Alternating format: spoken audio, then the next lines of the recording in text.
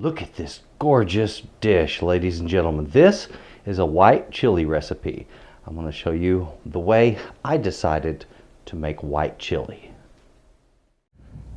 Howdy folks, welcome to Texas Cooking Today. It is a beautiful day on this lovely morning in the heart of Dallas, Texas. That's what you're seeing behind me is downtown Dallas. Ladies and gentlemen, we're about to get in the kitchen. I'm going to show you a fantastic recipe. This is good food, and I'll tell you what, if you don't get all of the information that you're looking for on this video, the next one's a tutorial that goes into all of the technique about how to pull off the video recipe that you're watching today. Thank you for watching. Now let's get in the kitchen and make this. Come on.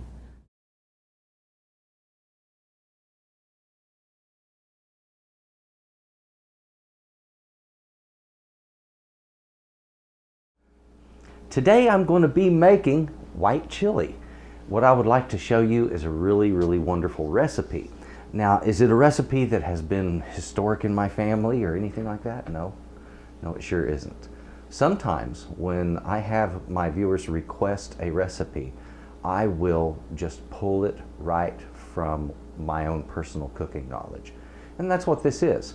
Today I decided to break out the notepad and start thinking about ingredients and what I would want if I were sitting down eating a bowl of white chili. What flavor profile would I want if this is a dish that I've never tasted before? So I had to take that into consideration, and I believe I have created a wonderful recipe that is going to be a taste treat for you and your family and friends, and something that you're going to enjoy a lot in the days to come. So let me show you these fabulous ingredients that I have, and we're going to get busy making white chili. Come on. Today, as I mentioned, I'm making a white chili, and the ingredients involved in white chili are predominantly going to be white colored ingredients, with one exception. I believe chili deserves its namesake, so you got to use some chilies. If you can't find poblanos like this, why don't you find some bell pepper? The bell pepper will cross over well for this recipe. It has no heat. The poblano has a very mild heat, and it's, in my view, it's a really good option, has a great flavor. So I like it with that poblano because I like a little bit of spice in my chili, and this will give a very mild edge to it, but not much. A white onion, we have chicken of course. Here I have avocado. I'm going to use that to top it later. Here I have some chickpeas, also called garbanzo beans, okay? If you don't want beans in your chili, don't put beans in there, but in this one I want to show you what we do. I have some of these that are already soaking. Also, we're going to be using some white wine, chicken stock, a little bit of cooking oil, and our spices will be cumin, white pepper, some garlic, and salt. And we're going to combine these to produce the most fantastic tasting chili. Also, and you don't see it out here, I'll probably be using some sour cream to top with, just like I do the avocado, and I will most likely use a little bit of cornstarch and water to thicken my chili with after it has simmered off. So folks, let's get busy making white chili. Folks, I have some garbanzo beans here. Now I've taken that cup of garbanzos and I put it down into some boiling hot water. After putting it in the boiling water, I just turned off and have left it open. All I'm doing is just basically giving them what we call a quick soak. If you want, soak these overnight, then cook them when it's time to cook your chili, but cook them separate and do not cook them with salt. You salt beans and legumes after they're cooked. We're going to be adding this to our white chili. Now when it comes time to work on your chilies, you need to get rid of that skin. If you put these in a hot oven like under a broiler and give it a few minutes and then turn them and give it a few more minutes, then take them and put them in a plastic bag. It'll sweat that skin right off of there. You can also do what I'm doing, put it right on the flame, and when you're finished with the charring, you can peel that skin right off. It's a wonderful way to get good flavor with that chili. You can do this on a grill. You can heat these any way that you want. You can even use a torch. I've done that myself. All you're trying to do is to remove the excess skin so we don't have a lot of skin fragments floating around in our chili. That's just kind of nasty when you have any kind of a dish and you have a bunch of these little fragments going on. It's not very pleasant. So we try to get rid of that. See, we're starting to char that. It'll come along just fine. Folks, once you get that skin all removed from your chilies, go ahead and dice those out. You're wanting anywhere from about 3/8 to 1/2 inch square dice. Easy enough, do this that way. Go ahead and do your onion that way. And I go ahead and put those in separate bowls, but they're going to be hitting the chili mixture about the same time, so you can do it whichever way you want. Okay, I have finished grinding up that chicken and the vegetables. They are cut, diced up, perfect and ready to go. Now what I'm going to do is I'm going to take my onion and I'm going to start it with the chicken and some oil. You can use peanut oil, olive oil, whatever you prefer in that, guys. Just use a little cooking oil. That way it kind of gets some action on the bottom of the pot and adds a fat that's really needed because this chicken is very lean. Okay, I'm going to get some heat underneath that pot. I'm going to put a little oil down in here. There we go. Doesn't take a lot, maybe a couple of tablespoons up to possibly 1/4 of a cup. And then our onion. Okay, I'm just going to get that stirred together. And I'm going to put this over a medium-high heat until it kind of gets heated up, and then I'll lower it to medium. And we're going to sweat that onion and meat together with a lid on there, okay? Whenever I'm cooking up something like this, I usually start with a little bit of salt to season those first early items, because being seasoned during the cooking process actually changes flavors within the cook itself.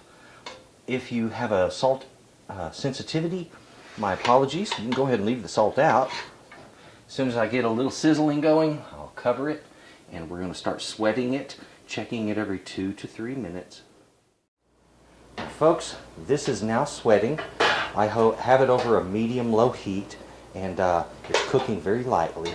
So the pink is almost gone from the chicken, and since it gets to that stage, when it's there, it's time to add those chilies. So add those in, stir it in, keep sweating until the onions become translucent, okay? And that'll be probably about another 10 to 15 minutes. Now folks, our onions are translucent, so I'm going to start putting in other ingredients here. I'm going to be adding in my garlic, my spices, the white wine, and enough of this chicken stock to cover the meat and all of the other ingredients fully. Then I'm going to add probably about an extra 1/2 cup to give it some material to steam off. There will probably be a little of this left, okay? We'll see. Take a look down in here. Alright, I have my wine, I have the chicken stock, 3 cups of it in there, and I have put some of my seasoning in there. I went ahead and put in 1 teaspoon each of the cumin and the white pepper and salt. So we're going to get that cooked up and add more as needed. Now the actual quantities of ingredients that I've used here today, that was 2 pounds of chicken, and I used the breast cut, okay? So just very simple white meat all the way through on this one. And then I used 12 ounces of onion and 12 ounces of chilies. Now I weighed these beforehand, and this was so close to 12 on both, it was unbelievable. But anyway, you're looking for about 1 cup to 1.5 cups of diced chilies, and the same with the onion. On your garbanzos, these chickpeas, you're going to start with 1 cup of dried. Soak those out and then get them cooked, and then add them to the chili after it's been made. Started with 1 quart of chicken stock. We'll use 1/2 to 3/4 of a cup of white wine. That's to add that acid. And we got some peanut oil. We're using 1.5 teaspoons of cumin, 1.5 teaspoons of white pepper, 3 to 4 cloves of garlic finely minced. Should give you around a tablespoon to a tablespoon and 1/2 of minced garlic. I would say stay on the light side on that. And then salt, okay? We're going to use about 1.5 to 2 teaspoons of salt. Be ready for that. So folks, that is your ingredients list, with the exception of if you want some toppings, avocado, sour cream, cheese, cilantro, little chopped up green onions, all kinds of neat stuff to top your chili with. So just kind of think out of the box and enjoy experimenting. And that is your recipe.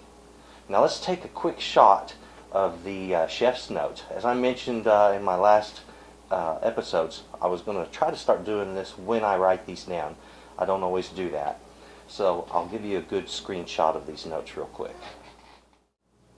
Okay, there is a shot of the chef's notes. And guys, you have to understand, these aren't necessarily something I ever intended to publish. It's just sometimes when I'm putting a recipe together, I like to write things down so I can kind of see where I'm missing something. For instance, you see chicken stock written at the top. Well, I originally had a line break in between the name and the word chicken, and then I had forgotten later that I needed chicken stock in there to add some sort of a liquid for the chicken, or for this chili base. So I have that written in there as a quart of chicken stock. So I don't know if it's going to require that much. I'm thinking it might require that much based upon the amount of the other ingredients. And, you know, just years of cooking experience tells me you're going to need some chicken stock in there. So there it is. Sometimes the notes aren't perfect. So if you would just kind of be patient and understanding that that wasn't meant for publication. It's just me tipping you off to how I'm keeping my notes. This has been almost an hour in the cooking. My chickpeas have cooked down nice and tender, so they go right on in there. This, oh yes, this is coming out beautifully. I tasted this earlier, put in the extra spices, and now we're going to be thickening it up. So our simmer is over. Let's take a look in here. During my simmer time, I added a little more of that chicken stock to my pot, but I had a little bit in reserve, and that is for the purpose of thickening. So what I'm going to do is I'm going to take some cornstarch, and I'm just pulling out a couple of big spoons of this, and I'm going to call that a rough measurement of 1/4 to 1/3 of a cup of cornstarch.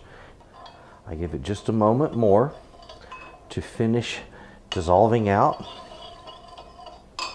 And once it has, that is my thickener for my chili. Ladies and gentlemen, a beautiful, beautiful white chili. This, oh, this is something. Let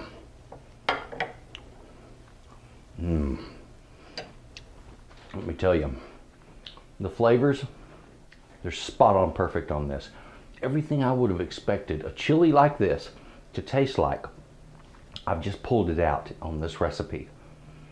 Would I change anything? I don't know. That's a hard one to question. You know, would I add anything to it? Not right off. I'm going to have to eat this recipe a few times before I can say, no, I want to change it this way or that way. Because frankly, it tastes really good. Guys, thank you very much for watching. If you would, please take a look at my channel. There's a lot of videos there. Also, I have just started a new Patreon. If you would take a look at that, that is patreon.com/S.A.Trotter. If you would, please take a look at that. That is a funding source for people who are in the arts and for people who teach and things like that. Folks, thank you very much for watching. Enjoy this recipe. It is just that good, and your family is going to be really amazed at how tasty it is. Once you make it, they're going to be asking for it again. Thank you very much, and folks, well, happy eating. Bye-bye.